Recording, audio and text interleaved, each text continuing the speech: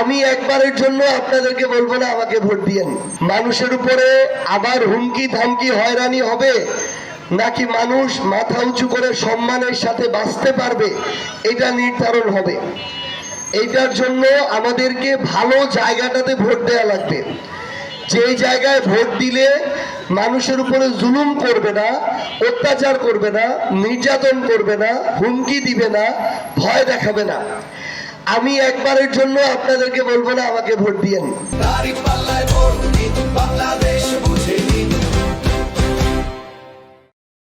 কিন্তু আমি আপনাদেরকে এইটা বলবো, বিশেষত আমাদের সনাতন ধর্মাবলম্বী ভাই বোনেরা যারা আছেন, আপনি শুধু চিন্তা করেন বিগত 1.5 বছরে কোন দলের নেতা কর্মীরা এই পঞ্চগড়ে চাঁদাবাজি করেছে, কারা সিন্ডিকেট চালিয়েছে, কারা হুমকি দিয়েছে, কারা মিথ্যা মামলার বাণিজ্য করেছে, কারা ভয় দেখিয়েছে, কারা মানুষকে অত্যাচার করে অতিষ্ঠ করে তুলেছে।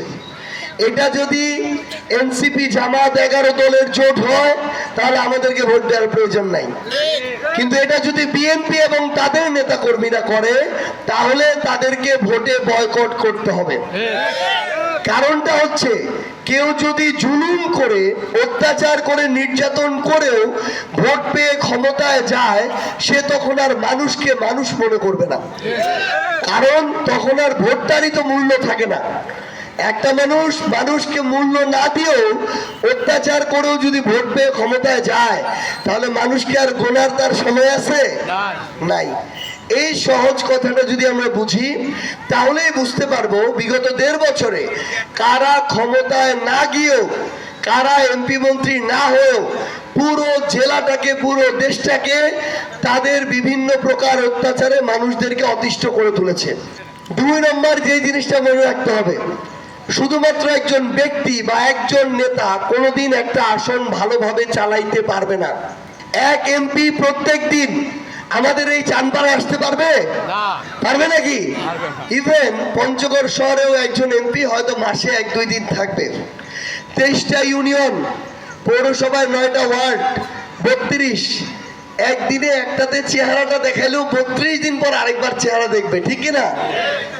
তাহলে এইখানে আপনারা থাকবেন কাদের সাথে? স্থানীয় নেতাকর্মীদের সাথে। তাহলে আপনার ওই ওয়ার্ড, ইউনিয়ন, পৌরসভা, উপজেলা, জেলা, এই নেতৃবৃন্দ যদি ভালো না হয়, এরা যদি চাঁদাবাজ হয়, এরা যদি সন্ত্রাস হয়, এরা যদি মাদক ব্যবসায়ী হয়, আপনি আপনার সন্তান, এই সমাজ ভালো থাকতে পারবে? পারবে না। খুবই স্পষ্ট কথা, আমরা মনে করি আপনার ওইখানেই ভোট দেওয়া লাগবে যেইখানে নেতা থেকে শুরু করে কর্মী পর্যন্ত ভালো।